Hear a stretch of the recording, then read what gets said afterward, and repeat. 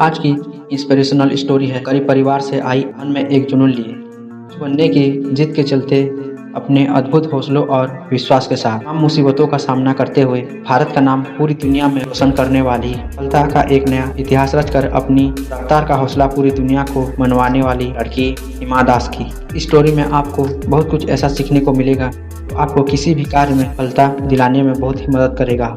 आखिर तक सुनिए और इस मोस्ट इंस्पिरेशनल स्टोरी को। तो जब बातें रेस की हो रही हो, हर हिंदुस्तान के जुबान पर सबसे पहला नाम उमा और मिल्खा सिंह का ही आता है। भारत के वह महान खिलाड़ी थे जिन्होंने इंटरनेशनल रेस जगत में पूरी दुनिया को अपना लोहा मनवाया। इंटरनेशनल रेस के ट्रैक पर रेस जीतकर गोल्ड मेडल जीतने वाले यह भारत के पहले ऐसे एथलेटिक खिलाड़ी थे जिन्होंने भारत का नाम पूरी दुनिया में रोशन किया था। एक गोल्ड मेडल जीतना आसान नहीं होता, इसके पीछे जबरदस्त मेहनत छुपी होती है।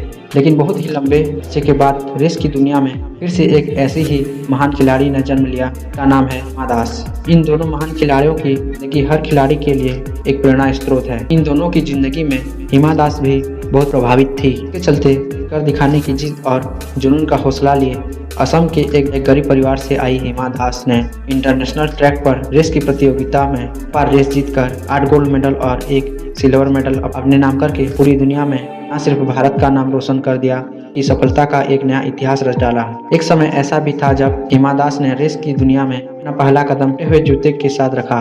रेस की दुनिया का अद्भुत सफर हिमा दास ने अपने इस टूटे हुए जूते से शुरू किया था। आज पूरी दुनिया रेस में एक खिलाड़ी का लोहा मानती है। सलाम है इस लड़की के जुनून को, ने ऐसा करके पूरी दुनिया को यह बता दिया कि जब कुछ पाने की चाहत हो तो गरीब जैसी मुसीबत कभी रुकावट नहीं बनती और जिसके सामने तमाम मुसीबतें भी घुटने टेक देती है। बता दूं कि इस लड़की के जीवन में कई मुसीबतें आई, सामना और संघर्ष करते हुए यह लड़की बिना हार माने इस मुकाम तक पहुंची है। तो चलिए जानते हैं हिमा दास की सफलता की खुद कहानी। हिमा दास जन्म भारत में 2 जनवरी 2000 में असम राज्य के एक छोटे से गांव डुमरी में हुआ था। आज हिमा दास 22 साल की हो चुकी है। इनका जन्म एक गरीब परिवार में हुआ था। इनके पिता एक किसान हैं जिसके पास मात्र 2 जमीन थी, इसमें वह अनाज सब्जी उगाया कर परिवार का पेट पालते थे। कुछ अनाज सब्जी बेचकर घर का खर्च चलाते थे। तो यह तो हिमा दास के परिवार की आर्थिक हालत। इसके बाद पिता ने ऐसे तैसे करके हिमा दास का नाम स्कूल के लिए लिखवा दिया। बचपन से ही हिमा दास की खेल कूद के प्रति बहुत रुचि थी। स्कूल में एक खेल प्रतियोगिता करवाई जाती तो उसमें वह अधिकतम फुटबॉल के खेल की तरफ बहुत आकर्षित होती थी। फुटबॉल खेलने की बहुत उत्सुकता होती थी, जिसके चलते आगे चलकर उसने फुटबॉल गेम को चुना। जैसे हिमा दास बड़ी होती गई, स्कूल में होने वाली खेल की प्रतियोगिता में भाग लेने लगी, जिसमें वह बेहतरीन प्रदर्शन करती थी। हिमा दास का अपना एक बहुत बड़ी फुटबॉल खिलाड़ी बनना था। पर स्कूल में फुटबॉल की बड़ी प्रतियोगिता करवाई गई, जिसमें गेम्स के रूप में एक बहुत बड़े स्पोर्ट टीचर आए हुए थे। उन्होंने फुटबॉल के इस मैच में हिमा दास के बेहतरीन प्रदर्शन और कमाल के स्टेमिना को देखते हुए उन्होंने स्कूल के स्पोर्ट टीचर से बात की।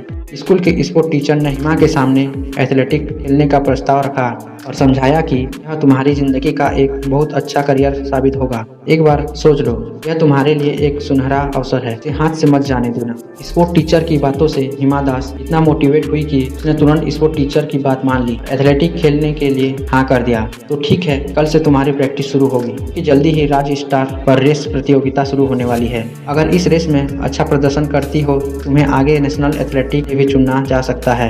इतना बोल स्पोर्ट टीचर वहां से चले जाते हैं। कुछ देर तक इस बात को लेकर हिमा दास बहुत खुश थी, लेकिन अचानक जब उसकी नजर अपने फटे हुए जूते पर गई तो मन अंदर से बहुत दुखी हो गया। एक निराशा सी मन में आ गई। घर तक जाते जाते वह अपने जूतों को ही बार बार देखती रही, क्योंकि उसके फटे हुए गंदे जूते सीख कर पिता मजबूरी और घर की आर्थिक हालत के बारे में बता रहे थे, जो उसके लिए नए जूते और ट्रेनिंग का खर्च उठा पाने में असमर्थ थे। इसके चलते हिमा दास ने अपने पिता से इस बारे में कुछ न कहा। हिमा दास ने ठान लिया कि वह इन जूतों में ट्रेनिंग करेगी और रेस के लिए दौड़ेगी। अब हिमा दास का सपना न सिर्फ एक अच्छी एथलेटिक्स बनना था, बल्कि घर की आर्थिक हालत को सुधारना भी एक लक्ष्य बन चुका था। फिर क्या था, हिमा दास तुरंत जूते आए जी के पास पहुंच गई और जूते की मरम्मत करवाई।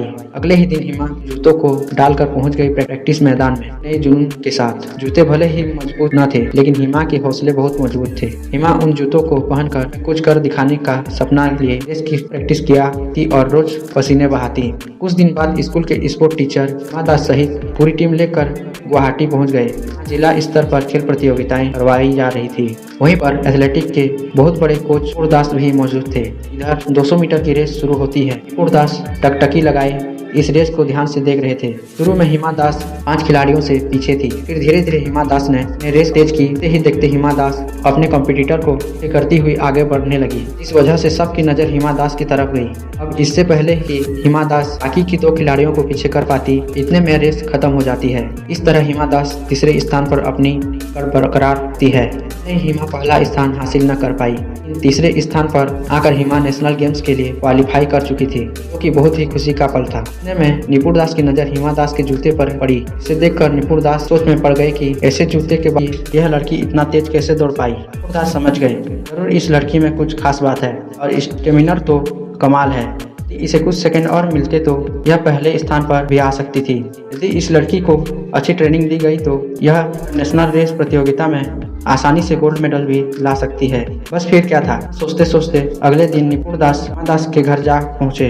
निपुण दास जी ने के पिता से कहा कि वह इस ट्रेनिंग के लिए गुवाहाटी जाने की इजाज़त दे, लेकिन पिताजी ने यह सोचकर मना कर दिया कि ट्रेनिंग का और वहाँ रहने खाने का खर्च मैं उठा पाऊंगा।